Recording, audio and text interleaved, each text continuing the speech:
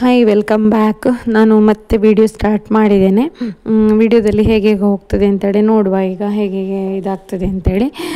So ನನಗೆ ಇವಾಗ ಏನು ಇದು ಅಂದರೆ ತುಂಬ ಕೆಲಸಗಳು ಮಾಡೋಕ್ಕಾಗಲ್ಲ. ಹಾಗೆ ನನಗೆ ಹೂವಿನ ಗಿಡ ಮಾಡಬೇಕು ಅಂತೇಳಿ ತುಂಬ ಇದು, ಬಟ್ ಮಣ್ಣು ತುಂಬಿಸಿ ಭಾರ ಎತ್ತಕ್ಕೆಲ್ಲ ಆಗಲ್ಲ. ಇನ್ನೂ ಬಾಣಂತನ ಅಂದರೆ 49-50 ದಿವಸ ಆಗಿದೆ ಅಷ್ಟೇ. ಸೊ ಹಸ್ಬೆಂಡ್ ಆರ್ಡರ್ ಮಾಡಿದರು, ಇದು ಏನಂತ ಹೇಳಿದರೆ ಪಾಟ್ ಇಡೋಕ್ಕೆ ಟೆರೇಸಲ್ಲಿ ಸ್ಟ್ಯಾಂಡ್ ಆರ್ಡರ್ ಮಾಡಿದರು ಅಮೆಝಾನಿಂದ. ಬಂದಿದೆ, ಹಾಗೆ ಅದನ್ನು ಓಪನ್ ಮಾಡ್ತಾ ಇದ್ದಾರೆ. ಅದೆಲ್ಲ ಹಸ್ಬೆಂಡೇ ಮಾಡ್ತಾ ಇದ್ದಾರೆ. ಇವಾಗ ನನಗೆ ಗಿಡ ಎಲ್ಲ ಮಾಡಬೇಕು ಅಂತೇಳಿ ಮೊದಲು ಮಾಡಿದ್ದಿತ್ತು, ಅದನ್ನು ನೀರು ಹಾಕಿ ಮೇಂಟೈನ್ ಮಾಡ್ತಾ ಇದ್ದೇವೆ. ಬಟ್ ಗಿಡ ಸಾಯಬಾರ್ದು, ಹಾಗೆ ಒಂದಷ್ಟು ಡೇರೆ ಹೂವಿನ ಡೇಲಿಯದ್ದು ಏನಂತಾರೆ ಇದೆಲ್ಲ ತಂದು ಕೊಟ್ಟಿದ್ದಾರೆ ಒಬ್ರು ಇಲ್ಲಿ, ಗಡ್ಡೆ ಅದೆಲ್ಲ ಮಾಡಬೇಕಲ್ಲ. ಹಾಗಾಗಿ ಪಾಟ್ ಎಲ್ಲ ರೆಡಿ ಮಾಡಿ ಅದಕ್ಕೊಂದಷ್ಟು ಇದು ಮಾಡಿದ್ದಾರೆ ಹಸ್ಬೆಂಡು. ಮತ್ತು ನಾನಿಲ್ಲಿ ಕುಚ್ಚಲಕ್ಕಿದು ಉಂಡೆ ಮಾಡುವ ಅಂಥೇಳಿ ಇಲ್ಲಿ ಕುಚ್ಚಲಕ್ಕಿ ಉಂಡೆದು ರೆಸಿಪಿ ಶೇರ್ ಮಾಡ್ತಾ ಇದ್ದೀನಿ. ಅದನ್ನು ಕುಚ್ಚಲಕ್ಕಿ ಉಂಡೆ ಆದರೆ ನಾವು ಬೆಳಗ್ಗೆ ನೆನೆ ಹಾಕಬೇಕು ಅಥವಾ ಒಂದು ದಿನ ಇಡೀ ನೆನೆ ಹಾಕಬೇಕು. ಅದು ತರಿಯಾಗಿ ರುಬ್ಬಲಿಕ್ಕೆ ಬರಬೇಕು. ಮಿಕ್ಸಿಯಲ್ಲಿ ಇಲ್ಲ ಗ್ರೈಂಡರಲ್ಲಿ ರುಬ್ಬಿದ್ರೂ ಆಗ್ತದೆ. ಅಮ್ಮ ಮಾಡಿ ಕೊಡ್ತಾ ಇದ್ದಾರೆ ನನಗೆ ಇಲ್ಲಿ. ಇದನ್ನು ಸ್ವಲ್ಪ ತರಿಯಾಗಿ ರುಬ್ಬಬೇಕು, ತುಂಬ ನುಣ್ಣಗೆ ಬೇಡ. ಮೊದಲೆಲ್ಲ ಹಳೆ ಕಾಲದಲ್ಲಿ ಕುಚ್ಚಲಕ್ಕಿ ಉಂಡೆ ಮಾಡ್ತಾ ಇದ್ದದ್ದು, ಬೆಳ್ತಿಗೆ ಉಂಡೆ ತುಂಬ ಕಡಿಮೆ ಮಾಡ್ತಾ ಇದ್ದದ್ದು. ಈಗದವರಿಗೆಲ್ಲ ಬೆಳ್ತಿಗೆ ಉಂಡೆ ಸ್ವಲ್ಪ ಟೇಸ್ಟ್ ಅಂತ ಅನ್ನಿಸೋದು. ಹಾಗೆ ಇದಕ್ಕೆ ನೀರು ಹಾಕ್ಕೊಳ್ಬೇಕು. ಇವಾಗ ನೀರು ಹಾಕ್ಕೊಂಡು ಮತ್ತು ಒಂದು ಸ್ವಲ್ಪ ಉಪ್ಪೆಲ್ಲ ಹಾಕ್ಕೊಳ್ಬೇಕು, ರುಚಿಗೆ ತಕ್ಕಷ್ಟು ಉಪ್ಪು. ನನಗೆ ಮೊದಲು ನಾನು ಕಾಲೇಜಿಗೆ ಸ್ಕೂಲ್ಗೆ ಹೋಗೋ ಟೈಮಲ್ಲಿ ಅಮ್ಮ ಇದೆಲ್ಲ ಮಾಡ್ತಾಯಿದ್ರು, ಕುಚ್ಚಲಕ್ಕಿ ಉಂಡೆ ತುಂಬ ಚೆನ್ನಾಗಾಗ್ತದೆ. ಈಗ ಹೆಚ್ಚಿನ ಕಡೆ ಸಹ ಬೆಳ್ತಿಗೆ ಉಂಡೆನೇ ಮಾಡೋದು, ಯಾಕಂತ ಹೇಳಿದರೆ ಈಗ ಅದುವೇ ಟೇಸ್ಟ್ ಆಗೋದು ಅಂತ ಹೇಳಿಬಿಟ್ಟು ಮಾಡೋದು. ಈಗ ಇದು ಗಟ್ಟಿಯಾಗೋ ತನಕ ಅದನ್ನು ಕಾಯಿಸ್ಬೇಕು ನಾವು. ಗಟ್ಟಿ ಆಗಬೇಕು, ಅದು ಉಂಡೆ ಮಾಡಲಿಕ್ಕೆ ಬರಬೇಕು. ಅಲ್ಲಿವರೆಗೆ ಕಾಯಿಸಿ. ನೀರು ಜಾಸ್ತಿ ಆಗಬಾರ್ದು, ನೀರು ಜಾಸ್ತಿ ಆದರೆ ಒಂಥರ ಮೆತ್ತಗೆ ಆಗ್ತದೆ ಉಂಡೆ. ನೀರು ಕಡಿಮೆ ಆದರೆ ಗಟ್ಟಿ ಆಗ್ತದೆ ಉಂಡೆ. ಅಂದರೆ ರೈಸ್ ಬಾಲ್ಸ್ ಅಂತ ಹೇಳ್ತಾರೆ, ಅದಕ್ಕೆ ಉಂಡೆ ಅಂತ ಹೇಳೋದು ನಮ್ಮ ಭಾಷೆಯಲ್ಲಿ. ಸೊ ಈಗ ಗಟ್ಟಿಯಾಗೋ ತನಕ ನನಗೆ ಅಮ್ಮ ಕಾಯಿಸಿ ಕೊಡ್ತಾ ಇದ್ದಾರೆ, ನಾನು ಜಸ್ಟ್ ವೀಡಿಯೋ ಮಾಡೋದು. ಈಗ ರೆಸ್ಟಲ್ಲಿ ಜಾಸ್ತಿ ಇದ್ದೇನೆ, ಒಂದು 2-3 ತಿಂಗಳು ರೆಸ್ಟ್ ತಗೊಂಡ್ರೆ ಒಳ್ಳೆಯದು ಅಂತ ಅಮ್ಮ ಹೇಳ್ತಾರೆ. ಹಾಗೆ ಸ್ವಲ್ಪ ಸಣ್ಣ ಪುಟ್ಟದ್ದು ಮಾಡ್ತೇನೆ ಅಷ್ಟೇ, ಜಾಸ್ತಿ ಮಾಡೋದಿಲ್ಲ. ಪಾತ್ರೆ ತೊಳೆಯೋದೆಲ್ಲ ಅಮ್ಮ ಮಾಡ್ತಾರೆ. ಮತ್ತು ಹಸ್ಬೆಂಡ್ ತುಂಬ ಮಾಡ್ತಾರೆ, ಹೂವಿನ ಗಿಡದ್ದು ಬೇರೆ ಕೆಲಸಗಳು, ಕ್ಲೀನಿಂಗ್ ಅದೆಲ್ಲ ಹಸ್ಬೆಂಡ್ ಮಾಡ್ತಾರೆ. ನಾನು ಸ್ವಲ್ಪ ರೆಸ್ಟ್ ಅಂತ ಹೇಳಿಬಿಟ್ಟು ರೆಸ್ಟಲ್ಲೇ ಇದ್ದೇನೆ. ಹೇಗೂ ಕೆಲಸಗಳು ಮತ್ತೆ ಇದ್ದಿದೆ ಅಲ್ವಾ, ಹಾಗಾಗಿ ರೆಸ್ಟ್ ಮಾಡಿದರೆ ಒಳ್ಳೆಯದು ಅಂತೇಳಿ ಅವರಿಬ್ಬರು ಮ್ಯಾನೇಜ್ ಮಾಡ್ತಾ ಇದ್ದಾರೆ. ಯಾಕೆಂತೇಳಿದರೆ ಇವಾಗ ರೆಸ್ಟ್ ತೊಗೊಳ್ಳೋದಿದ್ರೆ ಮತ್ತೆ ಅದು ಫ್ಯೂಚರಲ್ಲಿ ಗೊತ್ತಾಗೋದು ಅಂತ ಎಲ್ಲರೂ ಹೇಳ್ತಾರೆ. ಹಾಗಾಗಿ ಈಗ ನನಗೆ ರೆಸ್ಟ್ ಕೊಡ್ತಾ ಇದ್ದಾರೆ ಇಬ್ಬರು ಕೂಡ. ಹೀಗೆ ಉಂಡೆ ಮಾಡಿಕೊಳ್ಬೇಕು ಕಾಯಿಸಿ ಗಟ್ಟಿ ಆದಮೇಲೆ. ಇದು ಟೇಸ್ಟ್ ಆಗ್ತದೆ, ಎಲ್ರಿಗೆ ಬಾಯಿಗೆ ಮೆಚ್ಚುತ್ತದೆ ಅಂತ ಹೇಳಲಿಕ್ಕೆ ಆಗೋದಿಲ್ಲ. ನನಗೆ ತುಂಬ ಇಷ್ಟ. ನನಗೆ ಹಳೆ ಕಾಲದ ತಿಂಡಿಗಳು, ಹಳೆ ಕಾಲದ ಅಡಿಗೆಗಳೆಲ್ಲ ತುಂಬಾ ಇಷ್ಟ. ಹಾಗಾಗಿ ನನಗೆ ಅದು ಇದಾಗ್ತದೆ. ಇದನ್ನು ಈ ಥರ ಸ್ಟೀಮ್ ಕುಕ್ ಮಾಡ್ಬೋದು. 45 ನಿಮಿಷ ಆದರೂ ಬೇಯಿಸಬೇಕು ಸ್ಟೀಮಲ್ಲಿ, ನೋಡಿ ಹೀಗೆ. ಇಲ್ಲದಿದ್ದರೆ ಯಾಕೆಂತ ಹೇಳಿದರೆ ಕುಚ್ಚಲಕ್ಕಿ ಉಂಡೆ ಆದ ಕಾರಣ ಚೆನ್ನಾಗಿ ಬೇಯಬೇಕದು, ಇಲ್ಲದಿದ್ದರೆ ಅದು ಜೀರ್ಣ ಆಗಬೇಕಲ್ಲ. ಹಾಗಾಗಿ ನನಗೆ ಆರೆಂಜ್ ಜಾಮ್ ಇತ್ತು, ತುಪ್ಪ ಆರೆಂಜ್ ಜಾಮ್ ಹಾಕಿ ನಾನು ಸರ್ವ್ ಮಾಡಿದ್ದು. ಮತ್ತು ಗೋಧಿ ಹಿಟ್ಟು, ಗೋಧಿ ಚಪಾತಿ ಎಲ್ಲ ಅಷ್ಟು ಈ ಟೈಮಲ್ಲಿ ಮಗು ಸಣ್ಣ ಇದ್ದಾಗ, ಅಂದರೆ ಒಂದು 3 ತಿಂಗಳಾಗೋವರೆಗೂ ಗ್ಯಾಸ್ ಐಟಮ್ ಎಲ್ಲ ತಿನ್ನೋದು. 6 ತಿಂಗಳಾಗೋವರೆಗೂ ಒಳ್ಳೆಯದು, ಯಾಕಂತ ಹೇಳಿದರೆ ಮಗುವಿನ ಹಾಲು ಮಾತ್ರ ಇರೋದ್ರಿಂದ ಸ್ವಲ್ಪ ಬೇಳೆ ಐಟಮ್ಗಳೆಲ್ಲ ಅವಾಯ್ಡ್ ಮಾಡಬೇಕು ಅಂತ ಹೇಳ್ತಾರೆ. ಸೊ ಈ ವಿಡಿಯೋದಲ್ಲಿ ನಾನು ಏನಂತ ಹೇಳಿದರೆ, ನಿಮಗೆ ನಿಪ್ಪಲ್ ಕೇರ್ ಬಟರ್ ಅಂತ ಸಿಗುತ್ತೆ. ಇದು ನ್ಯೂ ಮಾಮ್ಸಿಗೆ ಏನಂತಾರೆ, ನ್ಯೂ ಮಾಮ್ಸಿಗೆ ಹಾಲು ಕುಡಿಸ್ತೀವಿ. ಚಳಿ ಇದ್ದರೆ ಏನಾದರೂ ಸ್ವಲ್ಪ ಒಡೆದಂಗೆ ಆಗುತ್ತೆ, ಸೆನ್ಸಿಟಿವ್ ಪಾರ್ಟೆಲ್ಲ ನಿಪ್ಪಲ್ಸ್ ಒಡೆದಂಗೆ ಆಗುತ್ತೆ. ಅದಕ್ಕೋಸ್ಕರ ಹಿಮಾಲಯ ಅವರದ್ದು ನಿಪ್ಪಲ್ ಕೇರ್ ಬಟರ್ ಅಂತ ಸಿಗುತ್ತೆ. ಇದು ತೆಂಗಿನಕಾಯಿ ಇದರಲ್ಲಿ ಮಾಡಿರೋಂಥದ್ದು, ನಿಮಗೆ ಕಾಣಿಸ್ತಾ ಇರ್ಬೋದು. ಸೊ ನಾನು ಇದು ನಿಮಗೆ ಕೆಲವ್ರಿಗೆ ಮುಜುಗರ ಅನಿಸ್ಬೋದು, ಬಟ್ ಇದೇನಂತ ಹೇಳಿದರೆ ಈ ಥರದ್ದೆಲ್ಲ ಶೇರ್ ಮಾಡಿಕೊಂಡ್ರೆ ನ್ಯೂ ಮಾಮ್ಸಿಗೆ ಹೆಲ್ಪ್ ಆಗುತ್ತೆ ಅಂತ ಹೇಳಿ.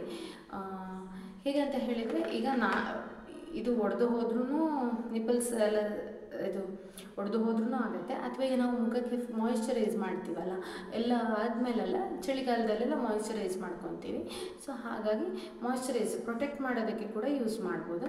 ಸೊ ನಿಮ್ಮ ಗೈನಕಾಲಜಿಸ್ಟ್ ಅಥವಾ ನ್ಯೂ ಮಾಮ್ಸಿಗೆ ಹೇಳ್ತಾರೆ, ಈ ಥರ ಆದರೆ ಈ ಥರ ಇದು ಮಾಡ್ಕೊಳ್ಳಿ ಅಂತೇಳಿ.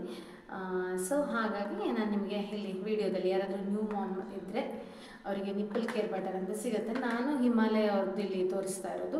ನಿಮಗೆ ಬೇಕಾಗಿರೋಂಥ ಕಂಪ್ನಿದು ಅಥವಾ ನಿಮ್ಮ ಗೈನಕಾಲಜಿಸ್ಟ್ ನಿಮಗೆ ಸಜೆಸ್ಟ್ ಮಾಡಿರೋ ಅಡ್ವೈಸ್ ಮಾಡಿರೋವಂಥದ್ದನ್ನು ನೀವು ಯೂಸ್ ಮಾಡ್ಕೊಳ್ಬೋದು.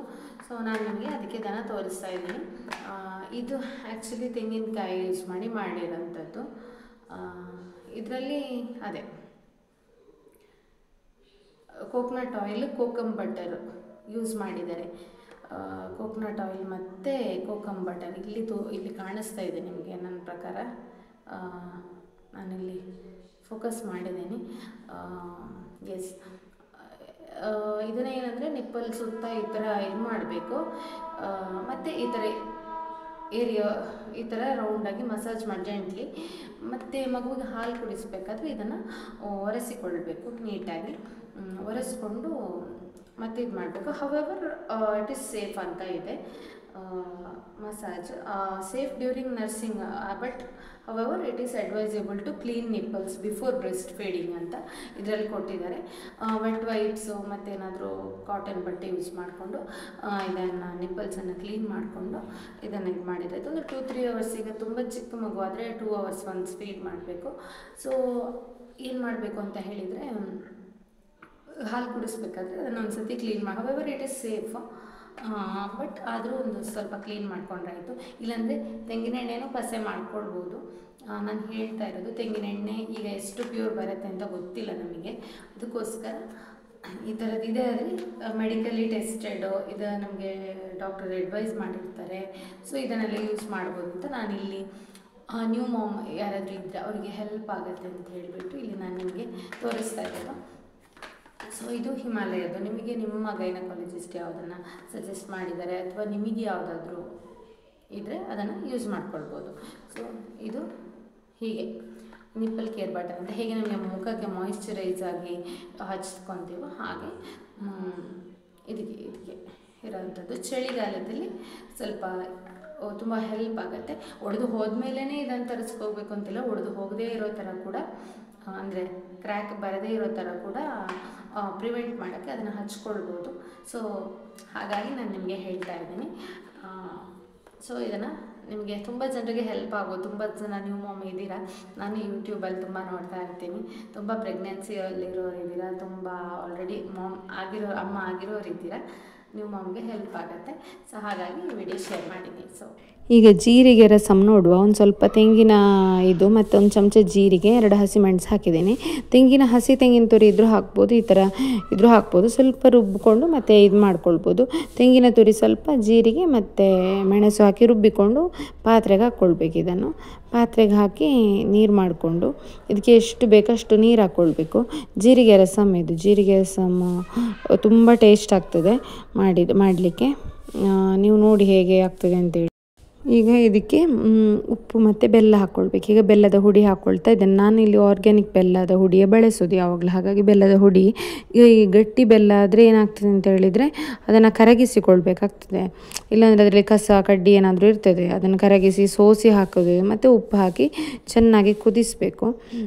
ಅಷ್ಟೇ ಹಾಕಲಿಕ್ಕೆ. ಖಾರಕ್ಕೆ 2 ಹಸಿಮೆಣಸು ಹಾಕಿದ್ದೇನೆ. ಈಗ ಕುದೀತಾ ಬಂತು ನೋಡಿ. ಮತ್ತು ತುಪ್ಪ, ಸಾಸಿವೆ, ಮೆಣಸಿನ ಒಗ್ಗರಣೆ ಕೊಡೋದು. ಈಗ ನಾನು ಊಟ ಮಾಡೋದ್ರಿಂದ ತುಪ್ಪದ ಒಗ್ಗರಣೆ ಕೊಡೋದು. ಎಣ್ಣೆ ಒಗ್ಗರಣೆ ಆದಷ್ಟು ಬಾಣಂತನದಲ್ಲೆಲ್ಲ ಅವಾಯ್ಡ್ ಮಾಡಬೇಕು ಅಂತ ಹೇಳ್ತಾರೆ. ಎಣ್ಣೆ ತಿಂಡಿಗಳನ್ನು ತಿನ್ನಬಾರ್ದು ಅಂತೇಳಿ. ಹಾಗಾಗಿ ನಾನು ಸ್ವಲ್ಪ ಎಣ್ಣೆ ಎಲ್ಲ ಪದಾರ್ಥಗಳನ್ನು ಕಡಿಮೆ. ಹಾಗೆ ನನ್ನ ಮೆಟರ್ನಿಟಿ ಶೂಟ್ಸ್ ಹೇಗೆ ಮಾಡಿಕೊಂಡೆ ಅಂತ ನೋಡಿ. ಈಗ ನೋಡಿ, ಇವೆಂಟ್ ಮ್ಯಾನೇಜ್ಮೆಂಟಲ್ಲೆಲ್ಲ ಅವರು ಮಾಡಿಕೊಡ್ತಾರೆ. ನಾನೇ mom to be dad to be glitter ಶೀಟಲ್ಲಿ ಕಟ್ ಮಾಡಿ ಅಂಟಿಸಿ ಮಾಡಿಟ್ಟಿದ್ದೆ. ಅದನ್ನು ನಾನು ಈಗ ಹಾಕ್ಕೊಳ್ತಾ ಇದ್ದೇನೆ. ನಿಮಗೆ ಫೋಟೋಶೂಟ್ಸ್ ಹಾಕಿದ್ದೇನೆ ನಾನೇ ಕಟ್ ಮಾಡಿದ್ದು. Mom to be dad to be ಏನು ಇತ್ತು ಅದನ್ನು ಒಂದು ಕಲರ್ ಶೀಟಿಗೆ ಅಂಟಿಸಿದ್ದು. ಗ್ಲಿಟರ್ ಶೀಟಲ್ಲಿ ಕಟ್ ಮಾಡಿ ಕಲರ್ ಶೀಟಿಗೆ ಅಂಟಿಸಿ ಅದನ್ನು ಫೋಟೋಶೂಟಿಗೆ ಅಂತ ಹೇಳಿಬಿಟ್ಟು ಇದು ನೋಡಿ ಹೀಗೆ ಮಾಡಿಕೊಂಡದ್ದು ನಾನು. ಇದನ್ನು ಹಾಗೆ ಕಟ್ ಮಾಡಿದ್ದು ಒಂಥರ ಮೋಡದ ಡಿಸೈನ್ ಥರ ಕಟ್ ಮಾಡಿದ್ದೇನೆ ನೋಡಿ. ನಿಮಗೆ ನೋಡಿ ಫೋಟೋದಲ್ಲಿ ಗೊತ್ತಾಗ್ತದಲ್ಲ. ಮತ್ತು ಎಡಿಟ್ ಕೂಡ ಇದು ಮನೆಯಲ್ಲೇ ಮಾಡಿದ್ದು ಫೋಟೋಶೂಟ್ ಅಂತ ಹೇಳಿದರೆ ನಮಗೆ ಆ ಥರ ಪೇಂಟ್ ನಾನೇ ಮಾಡಿದ್ದು. ಆ ಥರ ವಾಲ್ ಇದೆ ನಮ್ಮಲ್ಲಿ, ಹಾಗಿರುವ ವಾಲ್ ಇದೆ. ಹಾಗೆ ಮತ್ತು ಈ ಚಿಕ್ಕ ಡ್ರೆಸ್ ನಾನು ಹೊಲಿದದ್ದು. ಚಿಕ್ಕ ಡ್ರೆಸ್ ಒಂದು ಉಂಟಲ್ಲ ಉಲ್ಲನಲ್ಲಿ ನಾನೇ ಹೊಲಿದದ್ದು. ಸೊ ನಾನೇ ಮಾಡಿಕೊಂಡದ್ದು. ನಾವೇ ಮಾಡಿಕೊಂಡ್ರೆ ಚೆನ್ನಾಗಿರ್ತದೆ ಅಂತೇಳಿ ಕೆಲವೊಂದೆಲ್ಲ ಫೋಟೋಶೂಟ್ಸು ಹೀಗೆ ನೋಡಿ ನಾವೇ ಮಾಡಿಕೊಂಡದ್ದು. ಇವೆಂಟ್ ಮ್ಯಾನೇಜ್ಮೆಂಟಲ್ಲಿ ಹೇಳಿದ್ರು ಅವರು ಗ್ಲಿಟರ್ ಶೀಟ್ ಅದು ಇದು ಯೂಸ್ ಮಾಡೋದು. ಈ ಥರ ಎಲ್ಲ ನಾವೇ ಮಾಡಿಕೊಂಡದ್ದು. ನೋಡಿ ಹೀಗೆ ಆಗಿತ್ತು ಈ ವಿಡಿಯೋ. ನಿಮಗೆ ಹಾಗೆ ನಿಪ್ಪಲ್ ಕೇರ್ ಬಟರ್ ಬಗ್ಗೆ ಕೂಡ ತಿಳಿಸಿದ್ದೇನೆ. ಈ ವಿಡಿಯೋ ನಿಮಗೆ ಇನ್ಫಾರ್ಮೇಟಿವ್ ಆಗಿತ್ತು ಅಂತ ಅಂದ್ಕೊಳ್ತೇನೆ. ಹಾಗೆ ಚಾನಲಿಗೆ ಸಬ್ಸ್ಕ್ರೈಬ್ ಮಾಡಿ, ಶೇರ್ ಮಾಡಿ.